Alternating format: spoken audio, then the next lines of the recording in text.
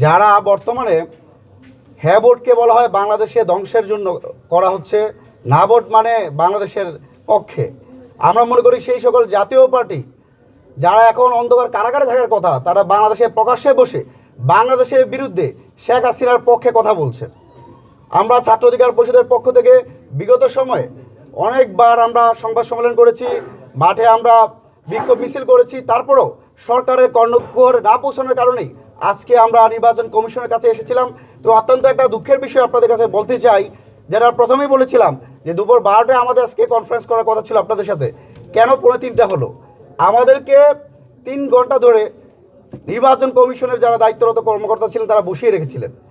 যখনই দেখতে পেয়েছেন যে জাতীয় পার্টি, দেখেন আমরা ভয় পাই, আতঙ্কিত হই, যেই জাতীয় পার্টি বাংলাদেশের মানুষের ভোটাধিকার হরণ করেছে, যেই জাতীয় পার্টি আওয়ামী লীগকে দৈত্য দানব হয়ে জন্য পিছন থেকে কলকাঠি নেড়েছে পরোক্ষভাবে, 2014 সালে একটা ভোটারবিহীন নির্বাচন উপহার দিয়েছে, 2018 সালে ভোট ডাকাতি নির্বাচন উপহার দিয়েছে, 2024 সালে দামি নির্বাচন উপহার দিয়ে পুরো বাংলাদেশের গণতন্ত্রকে ধ্বংস করেছে। সেই জাতীয় পার্টির পক্ষে নির্বাচন কমিশনের সফটনেস দেখে আমরা খুবই হতাশ হয়েছি।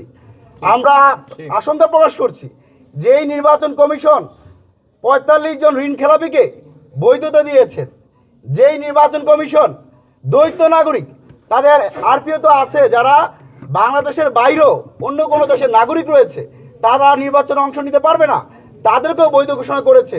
এবং সবচেয়ে বড় দুঃখের বিষয়, দিল্লির গোলাম হিসেবে যারা পরিচিত, যাদের ক্যাবলা হচ্ছে দিল্লিতে, সেই জাতীয় পার্টিকে আসন্ন ত্রয়োদশ জাতীয় সংসদ নির্বাচনে অংশগ্রহণ করার সুযোগ দেওয়ার মধ্য দিয়ে আমরা একটা চূড়ান্ত ক্ষতিগ্রস্তের দিকে বাংলাদেশকে ধাবিত করছি। আমরা নির্বাচন কমিশনের প্রতি যেই স্মারকলিপি দিয়েছিলাম, সেই স্মারকলিপিতে আমরা ব্যর্থভাবে বলেছি আসন্ন ত্রয়োদশ জাতীয় সংসদ নির্বাচনে জাতীয় পার্টিকে অযোগ্য ঘোষণা করে তাদের দল নিবন্ধন বাতিল করতে হবে। কিন্তু যদি এই নির্বাচন কমিশন তা করতে ব্যর্থ হয়, আমরা এখন পর্যন্ত তাদের যে আচরণ দেখেছি, তারা সে জাতীয় পার্টিকে আমাদের স্মারকলিপি দিয়ে বিভিন্ন জায়গায় পাঠাইছে, কথাবার্তা বলতেছে, ভয় পাচ্ছে, কয়টা সেটেল ইস্যু। কারা সেটেল করেছে জাতীয় পার্টিকে? বাংলাদেশের জনগণ 5 আগস্টে আওয়ামী লীগ এবং জাতীয় পার্টিকে দিল্লিতে পাঠাই দেওয়ার মাধ্যমে সেটেল ডাউন করেছিল। কিন্তু এখন আবার কোন অ্যাম্বাসির মধ্য দিয়ে, ভারতীয় অ্যাম্বাসি নাকি আমেরিকার দালালি করতে গিয়ে নির্বাচন কমিশন আবার জাতীয় পার্টিকে বৈধতা দিচ্ছে, সেই প্রশ্ন আমরা রাখছি।